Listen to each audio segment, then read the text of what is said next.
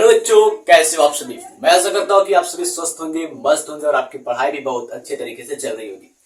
तो प्यारे बच्चों, आज की इस क्लास में हम पढ़ेंगे मानव में सामान्य रोग के बारे में, जो कि चैप्टर हमारा जो चल रहा है वो है मानव स्वास्थ्य एवं रोग।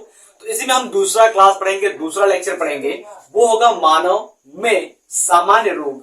ठीक है, तो हम मानव में बहुत सारे सामान्य रोगों को देखते हैं, जैसे सर्दी हो गया, बुखार हो गया, मलेरिया हो गया। ये सभी क्या है? ये सभी एक सामान्य रोग होते हैं जो मौसम परिवर्तन के साथ साथ हमें दिखाई देते हैं, हम उनसे ग्रसित होते हैं। तो उन्हीं रोग के बारे में पढ़ेंगे।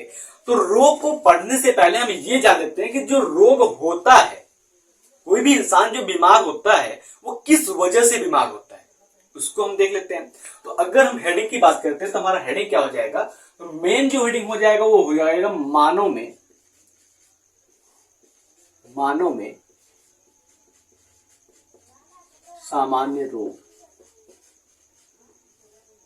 जिसको हम कहते हैं जनरल डिजीज इन ह्यूमन, या फिर कहें कॉमन डिजीज इन ह्यूमन। बात क्लियर है? आगे अगर हम बात करते हैं इसी में, ये जो हमारा हेडिंग है इसमें हम सबसे पहले बात करेंगे कि रोग जनक क्या होता है। ठीक है,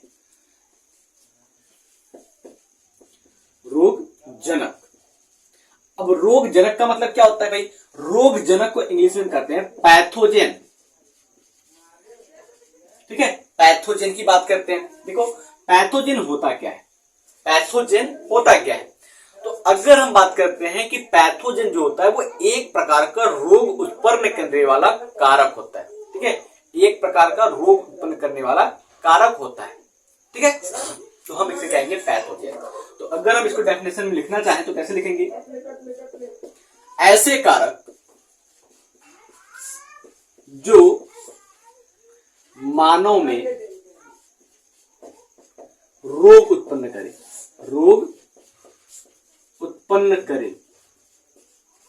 उसे रोगजनक यानी कि क्या कहते हैं हम इसको हम कहते हैं पैथोजन कहते हैं।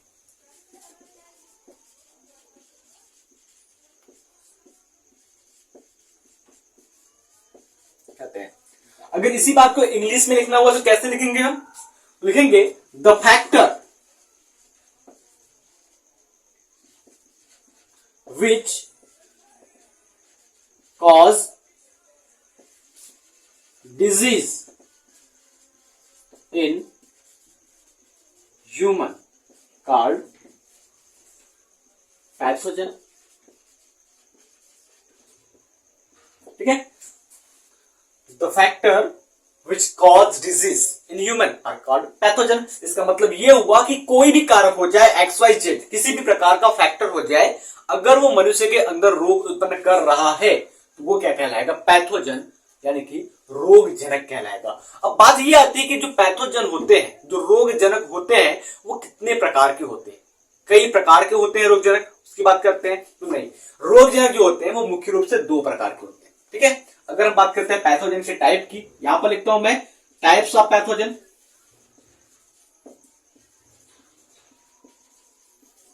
यानी कि हम बात करते हैं हिंदी में इसको कहते हैं रोगजनक के प्रकार, रोगजनक के प्रकार।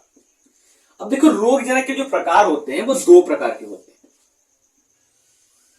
ठीक है, रोगजनक के जो प्रकार होते हैं वो मुख्य रूप से दो प्रकार के होते हैं। पहला जो होता है वो होता है जैविक कारक। ठीक है, क्या होता है? जैविक कारक, जिसको हम कहते हैं बायोटिक फैक्टर। ठीक है, बायोटिक फैक्टर। नंबर दो पर अगर हम बात करते हैं तो उसको हम कहते हैं अजैविक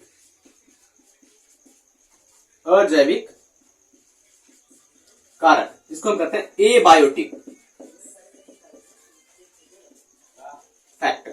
ठीक है, बात समझ में आई बेटा? चलो, दो प्रकार के रोगजनक हो गए। अब अगर हम बात करते हैं जो बायोटिक फैक्टर होते हैं, जिसको हम जैविक कारक कहते हैं, उस जैविक कारक के अंदर कौन कौन से प्रकार के कारक आते हैं, कौन कौन से चीज आते हैं जो रोग को उत्पन्न करते हैं। उसके बाद अगर हम अजैविक की बात करते हैं तो अजैविक में कौन कौन से चीज आते हैं जो हमारे अंदर रोग उत्पन्न करते हैं। बात समझ में आई? चलो, अगर हम बात करते हैं जो हमारा जैविक कारक होता है उसमें क्या आता है? बायोटिक फैक्टर में क्या आता है? तो भैया बायोटिक फैक्टर के अंदर आता है आपका विषाणु, ठीक है, विषाणु जिसको हम इंग्लिश में कहते हैं वायरस, जीवाणु यानी कि बैक्टीरिया, ठीक है, कामा कर दो। आगे आता है भैया आपका इसमें कवक, क्या आता है? कवक, जिसको हम फंजाई कहते हैं या फंगस कहते हैं। फिर इसके बाद इसमें आता है प्रोटोजोआ, ठीक है, प्रोटोजोआ,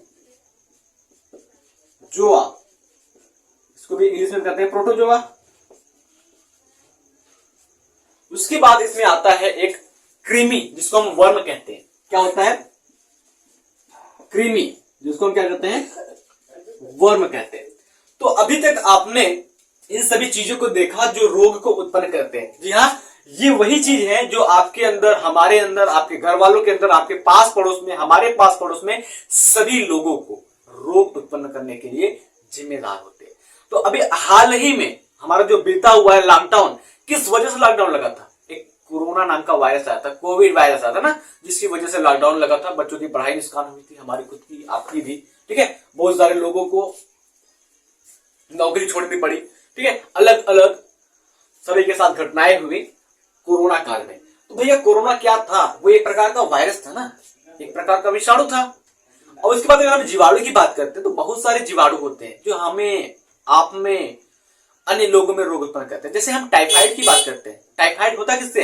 एक जीवाणु के कारण होता है ना टाइफाइड, साल्मोनेला टाइफी एक जीवाणु का नाम है, उसके कारण होता है। अब अगर हम बात करते हैं हमारे पास कवक की बात करते हैं, कवक जो होता है, जैसे कि हम बात करते हैं दाद की, खुजली की, खांसकी, ये सभी कवक के द्वारा होते हैं ना। किस प्रकार के कवक से होते हैं उसको भी मैं बताऊंगा, सब कुछ बताऊंगा, बस आप जानते रहिएगा। अब अगर हम बात करते हैं प्रोटोजोआ, प्रोटोजोआ के द्वारा कौन सा रोग होता है?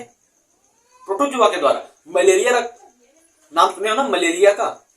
जो मलेरिया रोग होता है वो प्रोटोजोआ के कारण ही होता है, समझ में आएगा? प्लाज्मोडियम नाम है उसका, और इसका जो लार्वा होता है उसको हम स्पोरोजोइट कहते हैं, जो मलेरिया रोग को उत्पन्न करने के लिए जिम्मेदार होता है। बात समझ में आई? ये है हमारे जैविक कारक, जिसको बायोटिक फैक्टर कहते हैं। क्लियर हुआ? आगे अगर बात करते हैं अजैविक कारक, अजैविक कारक जिसको हम एबायोटिक फैक्टर कहते हैं। भाई एबायोटिक फैक्टर जो होता है वो हमारे अंदर नहीं घुसता, वो बाहर से ही अपना प्रभाव दिखाता है, हमारे शरीर के अंदर नहीं जाएगा, शरीर के बाहर ही रहेगा और वो अपना पूरी तरह से प्रभाव दिखाएगा। जैसे अगर हम बात करते हैं एबायोटिक फैक्टर में, तो यहां पर आ जाता है धूप, यानी कि सनलाइट, सनलाइट की बात करते हैं, धूप। बहुत सारे लोगों को धूप से एलर्जी होती है, वो धूप में निकलते हैं तो उनको खुजली होती है, ठीक है, धूप में निकलते हैं तो उनको खुजली होती है, धूप से एलर्जी होती है, अलग अलग प्रकार के उसमें रैसेस, शरीर के ऊपर दाने निकल जाते हैं धूप में निकलने से। बहुत सारे लोग ऐसे हैं जिनको धूप से एलर्जी है, ठीक है। और दूसरा होता है धूल, धूप और धूल जिसको हम डस्ट कहते हैं। बहुत सारे लोगों को डस्ट से भी एलर्जी है भाई। अगर थोड़ा सा भी धूल उनके अंदर गया तो वो क्या कर लेंगे, तुरंत खांसने लगते हैं, छींकने लगते हैं, ठीक है। धूल से भी एलर्जी होती है बहुत सारे लोगों को, डस्ट से, ठीक है। अभी आप देखोगे जितने भी कॉलेज और स्कूल है वहां पर बहुत ही कम जगहों पर, रेयर ही आपको चौक और डस्टर मिलेगा। अब अगर हम बात करते हैं मोस्ट ऑफ द स्कूल और कॉलेज कोचिंग की बात करते हैं, सभी जगहों पर मार्कर मिलेगा, क्योंकि ये जो होता है वो डस्ट लेस होता है, इसमें धूल नहीं उड़ता। लेकिन अगर हम चौक से लिखते हैं तो धूल उड़ता है। अब वो जो धूल का कण होता है वो हमें बीमार तो करेगा ही, क्या सांस ले रहे हैं भाई, सांस के जरिए वो हमारे अंदर जा रहा है, हमारे लंग्स को इंफेक्टेड कर रहा है कि नहीं कर रहा है? कर रहा है ना। तो इस प्रकार से हम बीमार हो सकते हैं, ठीक है। तो ये हो गए दो कारक जिसकी वजह से रोग उत्पन्न होता है भाई, एक बायोटिक है, दूसरा एबायोटिक है। इतना क्लियर हुआ? अब चलिए हम बात करते हैं सामान्य रोग की, जो हमें देखने को मिलता है, जो हम खुद झेल चुके हैं, उन रोगों की बात करते हैं। तो फटाक से अगर आप चाहते हैं इसको नोट करना तो वीडियो को पॉज करके आप नोट कर लीजिए या फिर स्क्रीनशॉट ले लीजिए, ताकि आगे की पॉइंट को मैं जल्दी से कवर कर सकूं, ठीक है।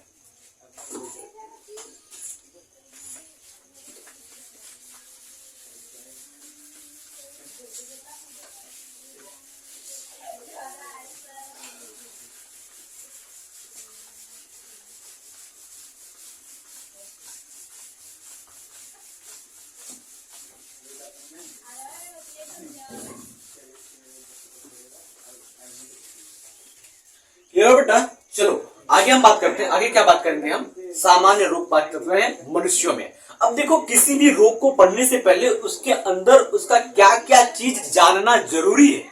सबसे पहले ये जान लो कौन कौन से पॉइंट को हमको पढ़ना है, ठीक है।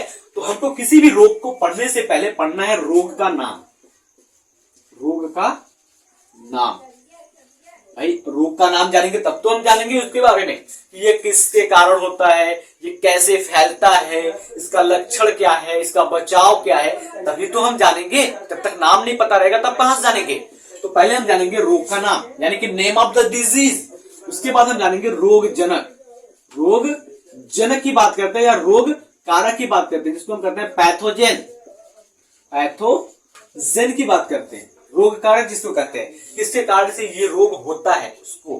फिर उसके बाद हम बात करेंगे इसका फैलाव कैसे होता है, संक्रमण कैसे होता है, ये रोग एक इंसान से दूसरे इंसान में कैसे जाता है उसको हम देखेंगे, ठीक है। तो अगर हम बात करते हैं तो दूसरा पॉइंट जो हमारा हो जाएगा अगला, वो हो जाएगा फैलाव, ठीक है। ये कैसे स्प्रेड होता है, ठीक, जिसको हम संक्रमण कहते हैं। फैलाव या कहें हम संक्रमण, ठीक। आगे अगला हो जाएगा इसका लक्षण,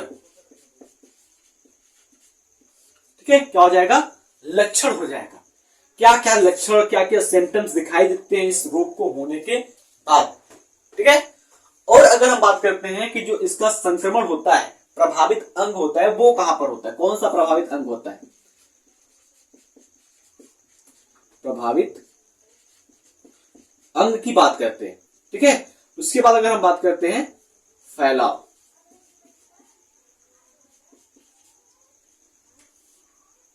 इन पॉइंट्स को हमें देखना है, इन पॉइंट्स पर बात करना है। अब अगर हम बात करते हैं आपके एनसीईआरटी की, एनसीईआरटी में देखोगे आपको सबसे पहला रोग मिलेगा टाइफाइड, उसके बाद मिलेगा आपको न्यूमोनिया, फिर मलेरिया मिलेगा, ठीक है। इस प्रकार से रोग मिलते चले जाएंगे। तो सबसे पहला जो रोग होता है भाई, वो होता है टाइफाइड।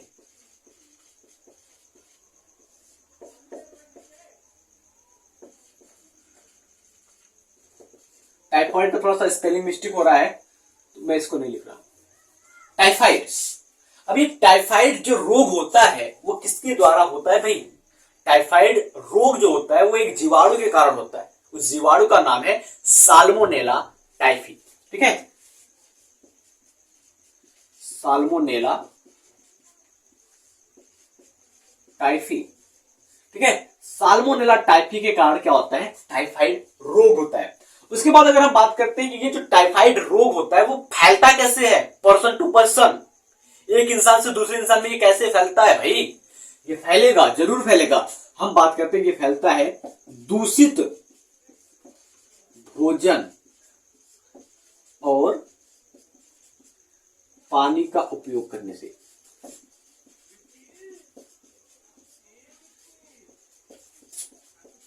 दूषित भोजन और पानी का उपयोग करने से ये रोग फैलता है, समझ में आया। अब अगर हम बात करते हैं अगले पॉइंट में, तो इससे प्रभावित कौन सा अंग होता है, कौन से अंग पर ये सीधा आक्रमण करता है, इसका प्रभाव किस अंग पर दिखता है भाई, तो इसका प्रभाव दिखता है छोटी आंत पर, छोटी आंत पर, ठीक है। छोटी आंत पर इसका प्रभाव दिखता है, ठीक है।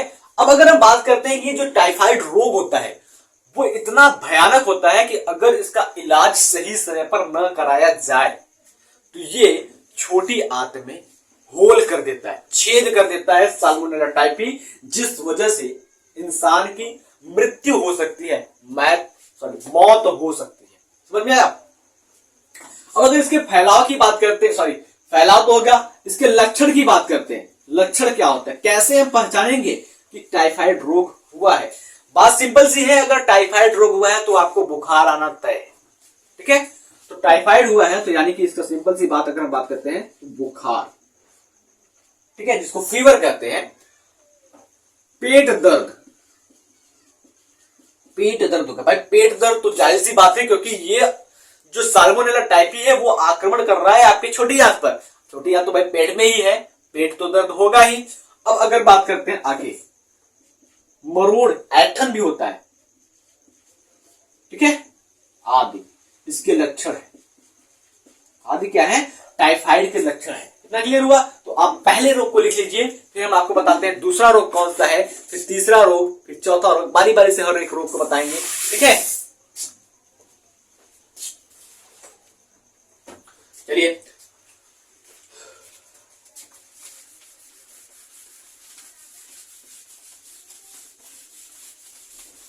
देखो, अगले रोग की बात करते हैं। तो अगला रोग जो है वो है निमोनिया।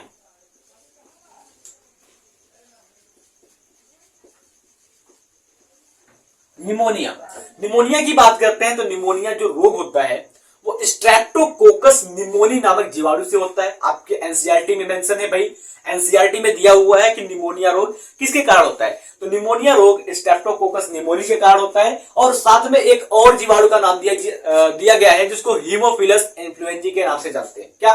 Haemophilus influenzae. तो निमोनिया रोग का जो पैथोजन होता है वो होता है स्ट्रेप्टोकोकस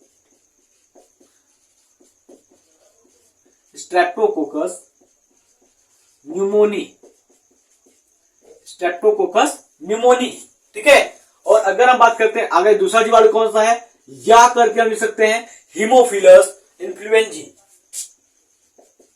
हीमोफिलस इन्फ्लुएंजी,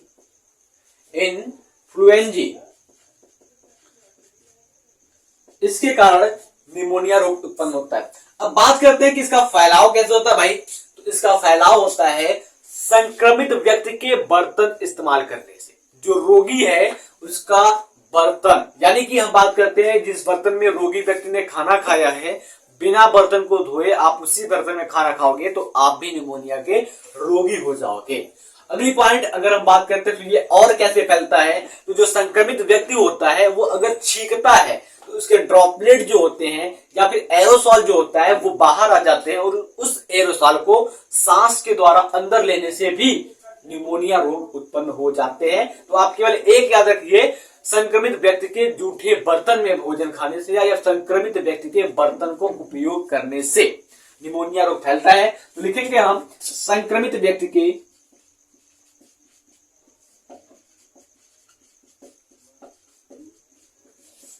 बर्तन उपयोग करने से, संक्रमित व्यक्ति के बर्तन उपयोग करने से ये निमोनिया रोग फैलता है।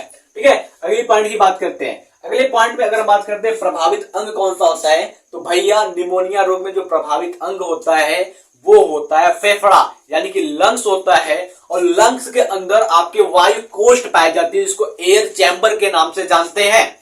उस एयर चैम्बर में पूरा का पूरा पानी भर जाता है। ठीक है, पूरी की पूरे तरल भर जाती है, जिस वजह से सांस लेने में भी दिक्कत होती है। निमोनिया रोग की सबसे बड़ी पहचान ये होती है कि खांसी आती है और सांस लेने में भी दिक्कत होती है, बच्चे हकर हकर करते हैं। अगर हम बात करते हैं तो निमोनिया रोग का सबसे ज्यादा प्रभाव किस पर दिखता है, तो जो 5 साल के नीचे के बच्चे होते हैं उनमें सबसे ज्यादा प्रभाव दिखता है। और अगर हम बात करते हैं तो जो बड़े लोग होते हैं उनमें भी निमोनिया रोग होता है, लेकिन उतना ज्यादा प्रभावी नहीं होता जितना 5 साल के नीचे के बच्चों में होता है। तो अगर हम बात करते हैं संक्रमण यानी कि प्रभावित अंग की बात करते हैं, तो प्रभावित अंग में फेफड़ा आ जाएगा।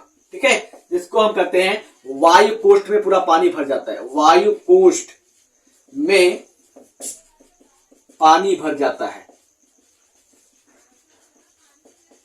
बात क्लियर, एकदम साफ सुथरी बात मैं यहां पर लिख रहा हूं, आप अपने यहां पर बिठाइए, यहां पर। ठीक है, जो अनलिमिटेड स्टोरेज है यहां पर। ठीक है, अब अगर हम बात करते हैं इसका लक्षण क्या है, तो भैया लक्षण है ज्वर यानी कि बुखार। दूसरा होता है ठिठुरन, ठंड भी लगती है भैया, ऐसे सिकुड़ कर बैठते हैं। ठीक है, ठिठुरन, खांसी भी आती है, सांस लेने में भी दिक्कत होती है, सिर दर्द भी होता है,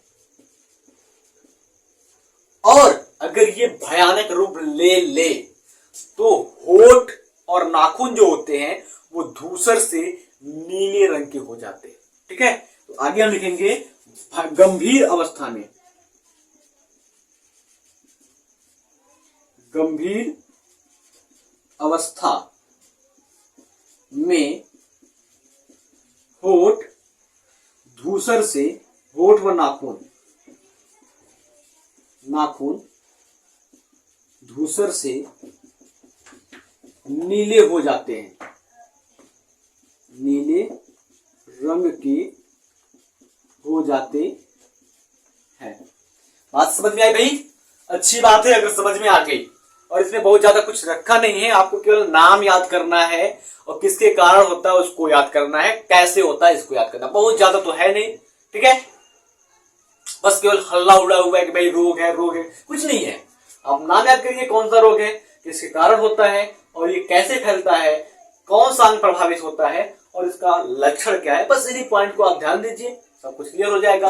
अब अगर हम बात करते हैं तो कुछ रोग ऐसे भी हैं जिनका रोग का नाम और रोग कारक यानी कि पैथोजन का नाम है, लेकिन कैसे फैलता है, प्रभावित अंग और लक्षण ये एनसीईआरटी में मेंशन नहीं है। ठीक है, चलो आगे बात करते हैं।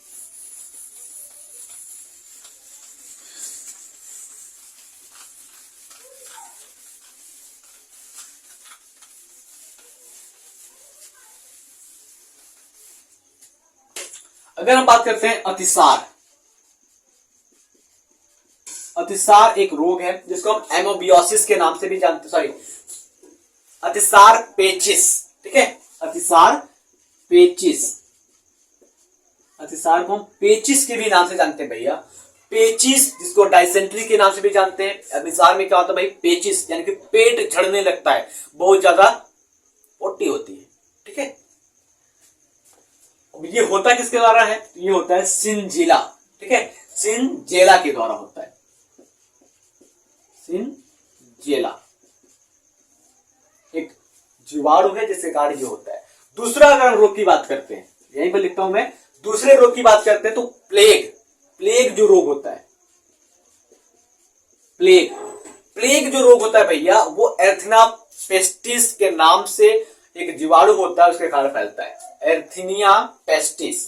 ठीक है, एर्थीनिया पेस्टिस, एर्थीनिया पेस्टिस नाम का जीवाणु होता है, उसके द्वारा ये फैलता है। सॉरी, उसके द्वारा रोग ये उत्पन्न होता है, फैलता नहीं, उत्पन्न होता है। किसके द्वारा, एर्थीनिया पेस्टिस के द्वारा। और ये फैलता किसके द्वारा है, तो अगर हम बात करते हैं इसका फैलाव कैसे होता है, तो जो चूहा होता है उसके द्वारा। आज से अगर हम बात करते हैं कई साल पहले हैजा प्लेग नाम का एक बीमारी आया था, वहां पर अगर घर में चूहा मर जाता था तो सारे लोग घर को छोड़ करके खेत में चले जाते थे। ठीक है, घर को छोड़ करके खेत में चले जाते थे, जिससे लोगों की जान बच जाती थी। समझ में आया? पूरा हैजा प्लेग में पूरा का पूरा गांव भी साफ हो जाया करता था। ठीक है, गांव में कोई नहीं बचता था, सब खेत पकड़ लेते थे। और जिस परिवार के सदस्य को हुआ तो भैया उस परिवार के सदस्य में शायद ही कोई बिरला एक दो बच जाता था, नहीं तो सबके सब साफ हो जाते थे। आगे अगर बात करते हैं तो एक रोग और है डिप्थीरिया।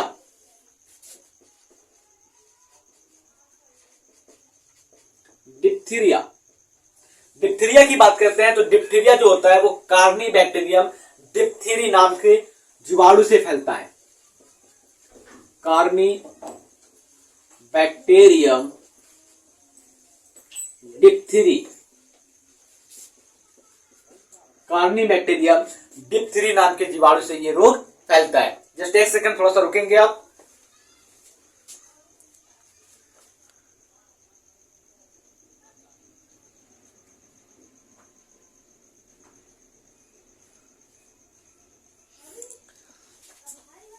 कार्नी बैक्टीरियम डिप्थीरी नाम के जीवाणु से फैलता था। अब अगर हम आगे बात करते हैं, अगले रोग की बात करते हैं, तो अगले रोग में बहुत सारे रोग हैं, उसमें हम देखेंगे क्या होता है। अब अगर हम बात करते हैं सामान्य सर्दी जुकाम, ठीक है, अब अगर हम बात करते हैं रोग में, तो रोग की बात करते हैं तो रोग हो जाता है सामान्य। ठीक है, ये रोग है सामान्य सर्दी जुकाम। ठीक है, सामान्य सर्दी जुकाम। तो ये रोग सामान्य सर्दी जुकाम किसके द्वारा फैलता है, रोग जनक कौन सा है भैया, इसका रोग जनक है रहीनो वायरस। ठीक है, रहीनो वायरस, रहीनो वायरस जिसको हम विषाणु कहते हैं, रहीनो विषाणु भी कहते हैं, ये विषाणु है, इसके द्वारा फैलता है। इसका संक्रमण कहां पर होता है, इसका प्रभाव कहां पर दिखाई देता है भैया, इसका संक्रमण कहां पर होता है, अगर हम बात करते हैं संक्रमण स्थल या प्रभावित अंग की बात करते हैं ना, नहीं तो प्रभावित अंग ये सबसे सरल रहेगा। प्रभावित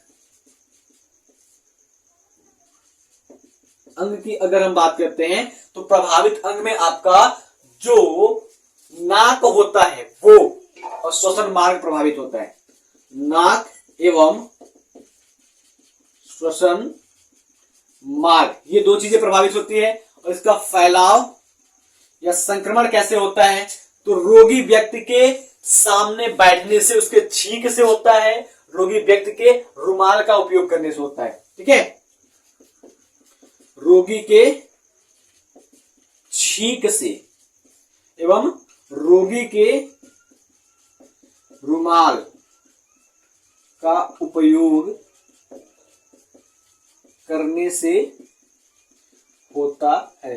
अगर आपको अपनी दोस्ती निभानी हो तो आपके दोस्त को अगर सर्दी जुकाम हुआ है और वो छींची कर रहा है रुमाल लगा करके, तो उसी रुमाल से एक बार अपना भी नाक पोंछ लेना। ठीक है, दोस्ती अच्छी से निभाई जाएगी। ठीक है, अब अगर हम बात करते हैं तो लक्षण क्या है, कैसे पहचानेंगे कि सर्दी जुकाम जो है वो एक सामान्य, एक साधारण सर्दी जुकाम है जो कि मौसम परिवर्तन से होता है, मौसम परिवर्तन से होता है। अगर हम बात करते हैं लक्षण की, तो लक्षण में क्या हो जाएगा, नाक जाम, सोते समय नाक जाम, एक नाक जाम, दूसरा नाक खुल जाएगा, दूसरा नाक जाम, पहला नाक खुल जाएगा, या कभी कभी दोनों नाक जाम हो जाती है और सांस लेने में बहुत ही ज्यादा कठिनाई होती है, ऐसा लग रहा है कि दम घुट रहा है सोते समय। ये सामान्य सर्दी जुकाम का लक्षण है। दूसरा क्या होता है, रात में भैया सोते समय नाक जाम हो जाएगी और सुबह में क्या होता है, हाईवे बन जाएगी। ठीक है, बहुत तेजी से नाक बहने शुरू हो जाएगी। ठीक है, तो नाक बहना भी सामान्य सर्दी जुकाम का लक्षण है, नाक बहना। ठीक है, वो बहना वाला मतलब बहन वाला नहीं, दीदी वाला नहीं, नाक बहना, फ्लोटिंग नोज। ठीक है, उसके बाद बात करते हैं तो गले में खराश होता है, गले में खराश, गले में दर्द आदि, ये सामान्य सर्दी जुकाम के लक्षण है। अब अगर हम बात करते हैं तो एक रोग और है, उसका भी नाम देख लो भैया, इसी के सामने मैं लिख रहा हूं, ये दूसरा रोग है, ये दूसरा रोग है। अगर हम बात करते हैं अलग रोग की, जिसको हम कहते हैं मलेरिया, मलेरिया रोग की बात करते हैं। ठीक है, तो मलेरिया जो रोग होता है भैया वो प्लाज्मोडियम से फैलता है। प्लाज्मोडियम एक प्रकार का प्रोटोजोआ है, प्लाज्मोडियम से रोग ये फैलता है। अगर रोग जनक की बात करते हैं तो प्लाज्मोडियम,